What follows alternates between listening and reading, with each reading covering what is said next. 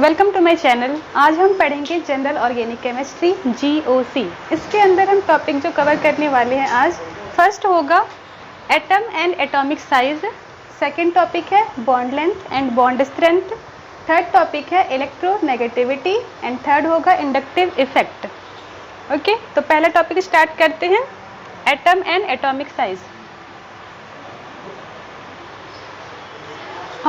Majorly जो हम इसमें एलिमेंट्स की बात करते हैं वो होती है ग्रुप 13 की एलिमेंट, ग्रुप 14 के element, group 15, group 16 and group 17 के एलिमेंट। ओके, ग्रुप 13 के जो एलिमेंट्स होते हैं उनको हम कहते हैं बोरॉन फैमिली।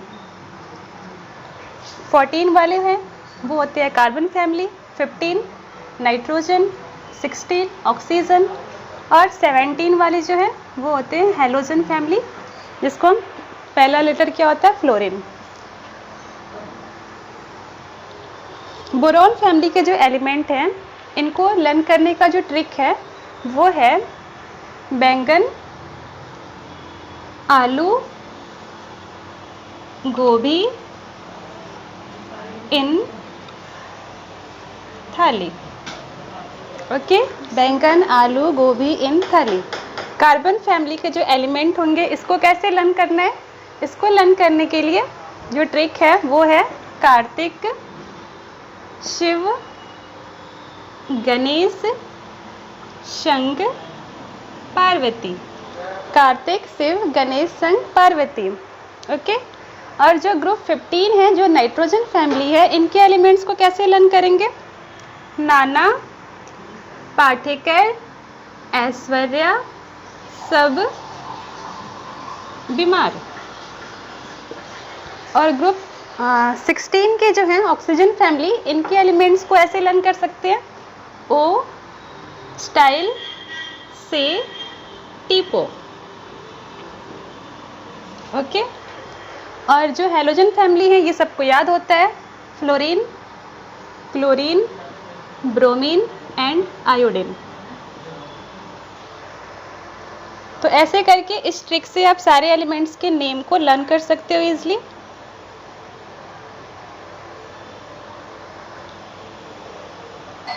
ठीक है, अभी देखो, अब हम देखेंगे इन एलिमेंट्स की साइज के बारे में कि इनका साइज क्या होगा। यहाँ देखेंगे तो पहले हम इनकी बात करेंगे प्रिंसिपल क्वांटम नंबर की।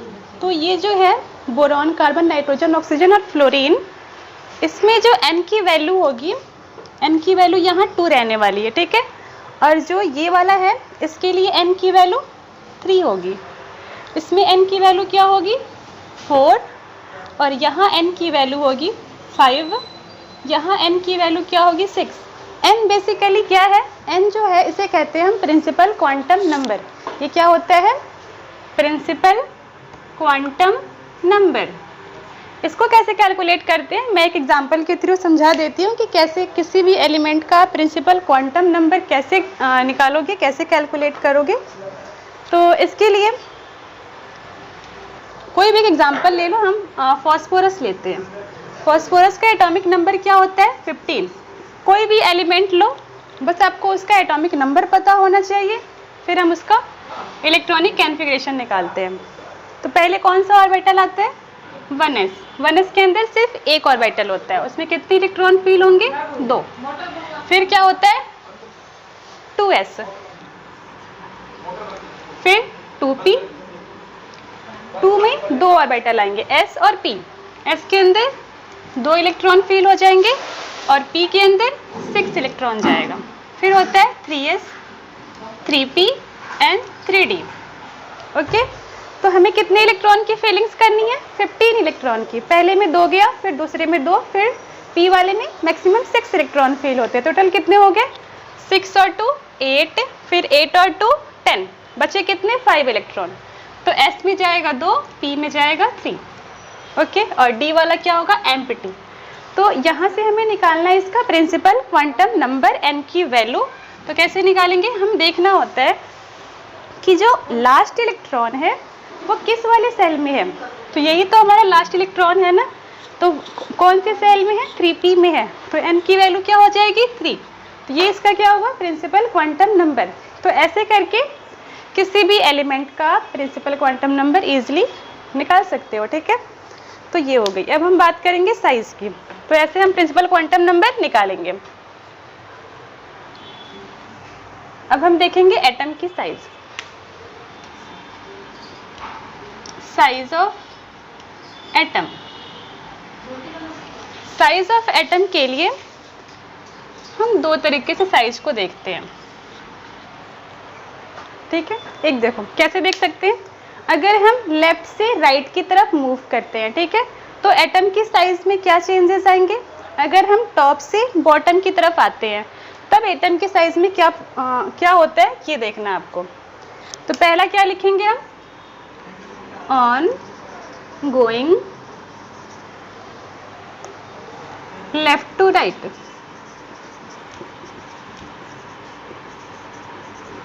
On going left to right. दूसरी तरह से क्या देख सकते हैं, टॉप टू बॉटम, तो यहाँ क्या लिखेंगे, on moving top to bottom. तो ये दो तरीके ऐसे हम देखेंगे। एक तो लेफ्ट से राइट जाने पर एटम की साइज में क्या इफेक्ट पड़ता है वो देखना है, और अगर हम टॉप से बॉटम की तरफ आते हैं फिर एटम की साइज में क्या चेंजेस देखने को मिलते हैं ये देखना है आपको। तो चलिए पहले देखते हैं लेफ्ट से राइट मूव करने में क्या होता है। तो अगर आप जा रहे हो लेफ्ट से राइट की तरफ तो मतलब क्या मिलेगा आपको, बोरॉन, कार्बन, नाइट्रोजन, ऑक्सीजन और फ्लोरीन की तरफ मूव कर रहे हो। तो इस टाइम आप देखोगे कि सबके लिए प्रिंसिपल क्वांटम नंबर n की वैल्यू क्या रहने वाली है, n इज इक्वल 2 रहेगी, ठीक है। इन सब में क्या रहेगा, n की वैल्यू 2 रहेगी। तो यहाँ पे आप एक फॉर्मूला नोट करना कि जब भी हम लेफ्ट से राइट की तरफ जाते हैं तो वहाँ पर हम देखते हैं न्यूक्लियर फोर्स ऑफ अट्रैक्शन। तो यहाँ लिखेंगे nuclear force of attraction inversely proportional to size. ये फॉर्मूला आपको देखना है। अगर हम लेफ्ट से राइट की तरफ मूव करते हैं तो साइज किस चीज़ से देखते हैं, साइज देखते हैं न्यूक्लियर फोर्स ऑफ अट्रैक्शन से। अब ये न्यूक्लियर फोर्स ऑफ अट्रैक्शन क्या होता है इसको समझते हैं। यहाँ देखो कुछ एग्जाम्पल से देखते हैं। कोई भी अगर यहाँ देखते हैं, पहले बोरॉन को देखते हैं, बोरॉन, कार्बन और नाइट्रोजन, ठीक है। बोरॉन का एटॉमिक नंबर क्या होता है 5, कार्बन 6, नाइट्रोजन 7, ओके। अगर इसका कन्फिगरेशन निकालोगे तो क्या आएगा 1s2 2s2 2p1। यहाँ करोगे तो क्या आएगी 1s2 2s2 2p2, ओके। फिर नाइट्रोजन का करेंगे तो 1s2 2s2 2p3, ओके। अभी देखते हैं न्यूक्लियर फोर्स ऑफ अट्रैक्शन कैसे वर्क करता है। तो कोई भी अगर एटम है तो उसके अंदर क्या होता है, न्यूक्लियस होता है। तो ये इस बोरॉन का क्या हुआ, न्यूक्लियस हुआ। अब इनके क्या बनाएंगे, इनके पास कितने ऑर्बिटल हैं, 3 ऑर्बिटल है। तो ये फर्स्ट ऑर्बिटल, ये सेकंड और ये थर्ड ऑर्बिटल। फर्स्ट ऑर्बिटल क्या है 1s का है, सेकंड क्या है 2s का है, थर्ड क्या है 2p का है। ऐसे ही हम कार्बन का बनाएंगे। कार्बन का ये न्यूक्लियस हो गया, ओके, और ये इसके 3 ऑर्बिटल हो गए। ये इसका 1s का ऑर्बिटल, ये 2p का ऑर्बिटल, ये 2s और फिर ये 2p।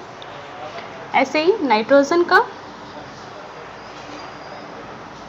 ये इसका 1s, ये इसका 2s और ये इसका 2p।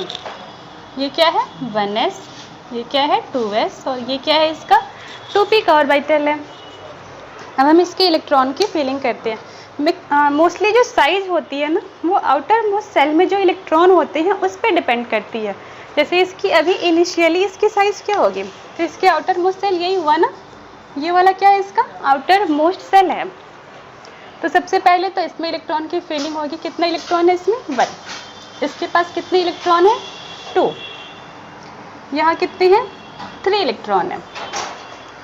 तो ये जो न्यूक्लियस से यहाँ तक का जो डिस्टेंस होगा, अगर कोई इफेक्ट नहीं डालोगे तो ये यहाँ तक, ये डिस्टेंस इसका है, इसका भी डिस्टेंस यही है, इसका भी डिस्टेंस यही है। मतलब कि अगर न्यूक्लियस ने अपना कोई इफेक्ट नहीं डाला है तो इसकी साइज सबकी क्या होगी, एक जैसी होगी। बट अगर ये न्यूक्लियस अपना फोर्स लगाएगा इस आउटर सेल के जो इलेक्ट्रॉन है उसके ऊपर, अगर फोर्स लगाएगा तो इसकी साइज क्या होगी, डिक्रीज करेगी। तो यहाँ पे कितने इलेक्ट्रॉन है, 1 इलेक्ट्रॉन है। और ये जो न्यूक्लियस है यहाँ से क्या करेगा, अगर ये अपना इफेक्ट यहाँ पे ऐसे डालेगा, इसको अगर पुल करेगा, क्या करेगा, पुल करेगा, क्योंकि न्यूक्लियस पे क्या है, पॉजिटिव चार्ज है। इलेक्ट्रॉन के ऊपर कौन सी चार्ज होती है, नेगेटिव चार्ज होती है। तो नेगेटिव पॉजिटिव को क्या करते हैं, अपनी तरफ अट्रैक्ट करते हैं। तो यही ये क्या करेगा, ये जो न्यूक्लियस का पॉजिटिव चार्ज है ये इलेक्ट्रॉन को क्या करेगा, अपनी तरफ अट्रैक्ट करता है। तो अट्रैक्ट करने से पहले जो इसकी साइज अभी यहाँ पे दिख रही है वो थोड़ी सी क्या हो जाएंगे, अंदर की तरफ आ जाएगा। जैसे कि बलून होती है ना, बलून को हम प्रेस करते हैं तो उसकी साइज छोटी हो जाती है, बिल्कुल वही चीज़ है यहाँ पे। तो इसकी भी साइज क्या हो जाएगी, अभी यहाँ थी तो यहाँ हो जाएगी। अभी यहाँ देखो, यहाँ क्या है, जहाँ पर 2-2 इलेक्ट्रॉन्स है, तो ये न्यूक्लियस इसको 2 बार खींचेगा। तो इसका इफेक्ट 2 बार लगा यहाँ पे, यहाँ देखोगे तो ये 3-3 बार अपना इफेक्ट लगा रहा है। तो सबसे ज़्यादा न्यूक्लियस इस वाले ऑर्बिटल को अपनी तरफ क्या करेगा, हाँ, पुल करेगा।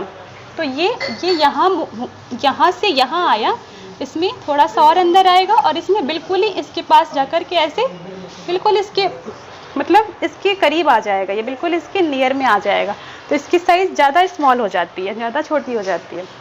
तो अगर हम साइज़ की बात करेंगे तो हम बोलेंगे कि अगर हम लेफ़्ट से राइट की तरफ मूव कर रहे हैं तो क्या इंक्रीज़ कर रहा है, न्यूक्लियर फोर्स ऑफ अट्रैक्शन। तो लिखोगे nuclear force of attraction increases, ये जो साइन है वो इंक्रीज का साइन है। तो डिक्रीज क्या होगी, साइज, और साइज क्या करती है, डिक्रीज करती है। ठीक है, तो ये इसका रीज़न है। तो क्या एक बॉक्स बनाना है और इसके अंदर लिखना है कि क्या कंक्लूजन निकला। तो कंक्लूजन क्या निकला, यहाँ लिखेंगे left to right nuclear force of attraction increases, size decreases. Okay, तो ऐसे भी आप एक देख सकते हो कि यहाँ जो बोरॉन होगा, अगर बोरॉन की साइज इतनी बड़ी होगी तो ये जो कार्बन है उसकी साइज क्या होगी, इतना होगा, और ये जो नाइट्रोजन होगा वो बहुत ही छोटे साइज का दिखेगा। ठीक है, ऐसे भी आप इजीली समझ सकते हो। तो इसे आपको बस ये वाला याद रखना है। ये इसका रीजन है कि किस रीजन से साइज डिक्रीज कर रही है। तो क्या बोलेंगे हम, ऑन गोइंग, मतलब कि अगर हम लेफ़्ट से राइट की तरफ मूव कर रहे हैं, मतलब कि बोरॉन से फ्लोरीन की तरफ जब हम मूव करते हैं तो क्या होता है, nuclear force of attraction increase करती है और साइज़ क्या होती है, स्मॉल हो जाती है, साइज़ डिक्रीज कर जाती है। ठीक है, तो बोरॉन की साइज़ क्या होगी, सबसे बड़ी होगी, और जो फ्लोरीन है उसकी साइज़ क्या होगी, सबसे छोटी साइज़ हो जाएगी। तो ये हो गया फर्स्ट कंसेप्ट। सेकंड, अगर हम देखेंगे, अगर हम टॉप से बॉटम की तरफ मूव करते हैं तो टॉप से जब हम बॉटम की तरफ आते हैं तो आप देखोगे कि इसमें क्या होती है ना, प्रिंसिपल क्वांटम नंबर इंक्रीज कर रहा है। पहले क्या था, फिक्स था प्रिंसिपल क्वांटम नंबर, बट अभी देखो बोरॉन के लिए n की वैल्यू 2 है, एल्यूमिनियम के लिए n की वैल्यू 3 है, गैलियम के लिए n की वैल्यू क्या है, 4 है।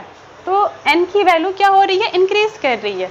तो यहाँ हम क्या लिखेंगे, इसका आंसर कैसे मिलेगा, प्रिंसिपल क्वांटम नंबर से, principal quantum number directly proportional to size, directly proportional to size, मतलब कि प्रिंसिपल क्वांटम नंबर इंक्रीज करने से क्या होता है, नंबर ऑफ सेल इंक्रीज करते हैं। ठीक है, तो साइज भी क्या करती है, इंक्रीज करती है। मैं एक एग्जांपल से बताती हूँ। मैं 2 एलिमेंट लेती हूँ, एक बोरॉन को लेते हैं, एक एल्यूमिनियम को लेते हैं। ठीक है, देखते हैं कैसे साइज बढ़ जाती है। और यहाँ पे क्यों न्यूक्लियर फोर्स ऑफ अट्रैक्शन वाला फैक्टर नहीं लगता है, ये वाला फैक्टर लगता है। तो बोरॉन 5 होता है एटॉमिक नंबर, एल्यूमिनियम का क्या होता है 13 होता है। कन्फिग्रेशन अगर हम निकालेंगे तो 1s2 2s2 2p 1 होता है, ठीक है। और एल्यूमिनियम का अगर निकालोगे तो 1s2 2s2 2p 6 और फिर 3s2 और 3p 1 होता है, ओके।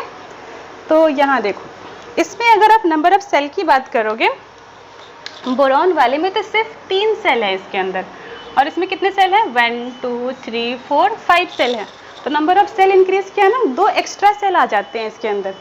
तो अगर हम बोरॉन का बनाएंगे एटम, तो ये इसका न्यूक्लियस हुआ, इसके अंदर ये इसके 3 ऑर्बिटल हो गए, ये s का हो गया 1s का, ये 2s का और ये 2p का। तो इसकी साइज तो इतनी बड़ी देखिए। लेकिन एल्यूमिनियम को अगर देखोगे तो इसके अंदर कितने ऑर्बिटल बनेंगे, ऐसे 5 बनेंगे। फर्स्ट 1s, फिर 2s, फिर 2p, फिर 3s और फिर 3p। तो ऐसे ही दिख रही है कि साइज क्या हो गई, अभी ये इतनी बड़ी हो गई। तो न्यूक्लियस अपना इफेक्ट सिर्फ यहाँ तक ही लगा पाएगा ना, इतनी दूर तक न्यूक्लियस का इफेक्ट नहीं लग पाता है। इसीलिए यहाँ पर हम न्यूक्लियर फोर्स ऑफ अट्रैक्शन वाला फैक्टर नहीं देखेंगे। कब नहीं देखेंगे, जब हम टॉप से बॉटम की तरफ जाते हैं तो, ठीक है। तो सीधे सीधे क्या दिख रहा है कि अगर हमारे पास बोरॉन की साइज इतनी बड़ी होगी तो एल्यूमिनियम क्या होगा, इससे बड़ा दिखेगा, ठीक है। तो इसका फॉर्मूला क्या बनाओगे आप, इसका जो फॉर्मूला लिखोगे वो लिखोगे टॉप टू बॉटम क्या होता है, principal quantum number increases then size क्या करेगा, इंक्रीज करेगा, साइज इंक्रीजेस, ओके। यही आपको बस याद रखना है, ये 2 पॉइंट्स याद रखने हैं आपको कि जब हम लेफ्ट से राइट की तरफ मूव करते हैं तो क्या होता है, nuclear force of attraction increase करता है और साइज क्या करती है, डिक्रीज करती है। बट अगर हम टॉप से बॉटम की तरफ जाते हैं तो उस टाइम पे क्या होता है, नंबर ऑफ सेल इंक्रीज करते हैं, मतलब कि प्रिंसिपल क्वांटम नंबर इंक्रीज करती है। तो उससे क्या होती है, साइज इसकी इंक्रीज कर जाती है।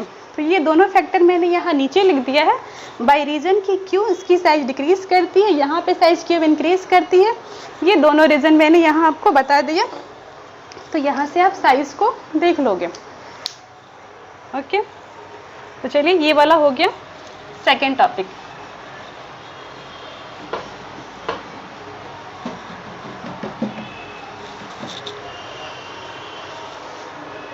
सेकेंड टॉपिक जो है वो है bond length and bond strength.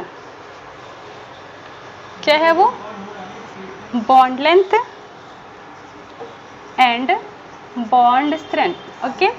Bond length और बॉन्ड स्ट्रेंथ के लिए यहाँ देखो, सपोज हमने कार्बन का बॉन्ड बनाया फ्लोरीन के साथ, कार्बन का बॉन्ड बनाया क्लोरीन के साथ, कार्बन का बॉन्ड बनाया ब्रोमीन के साथ, कार्बन का बॉन्ड बनाया आयोडीन के साथ, ओके।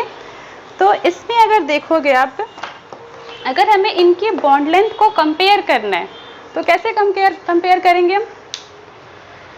तो यहाँ देखो, ये क्या है, कार्बन सबके अंदर सेम है, ये कार्बन सबके अंदर है, मतलब कि इस कार्बन का तो कोई इफेक्ट नहीं देखने को मिलेगा। बस यहाँ ये वाला एटम जो है वो डिफरेंट है, यहाँ फ्लोरीन है, यहाँ क्लोरीन है, यहाँ ब्रोमीन है और यहाँ आयोडीन है। तो अभी आपने पढ़ा कि जब हम टॉप से बॉटम की तरफ आते हैं तो क्या होता है, टॉप से बॉटम की तरफ जब हम मूव करते हैं तो एटम की साइज क्या करती है, इंक्रीज करती है। तो इसका मतलब यहाँ ये जो फ्लोरीन होगा सबसे स्मॉल साइज का होगा और जो आयोडीन होगा वो सबसे लार्ज साइज का होगा। तो यहाँ C और F का जो बॉन्ड होगा वो इतना बड़ा दिखेगा, C और Cl का बॉन्ड इतना बड़ा दिखेगा, C और Br का जो बॉन्ड होगा वो इतना लंबा दिखेगा और C और I का बॉन्ड ये इतना लंबा दिखेगा। तो आप बोल सकते हो कि जब हम टॉप से बॉटम की तरफ आ रहे हैं तो क्या होती है, बॉन्ड लेंथ इंक्रीज कर रही है। क्या हो रही है, बॉन्ड लेंथ इंक्रीज कर रही है। जैसे जैसे हम टॉप से बॉटम की तरफ आते हैं तो क्या हो रही है, बॉन्ड लेंथ इंक्रीज कर रही है। मतलब कि जब प्रिंसिपल क्वांटम नंबर इंक्रीज करता है तो बॉन्ड लेंथ भी क्या करती है, इंक्रीज करती है। यहाँ देख सकते हो, यहाँ n की वैल्यू क्या है 2, यहाँ n की वैल्यू 3, यहाँ n की वैल्यू 4, यहाँ n की वैल्यू 5।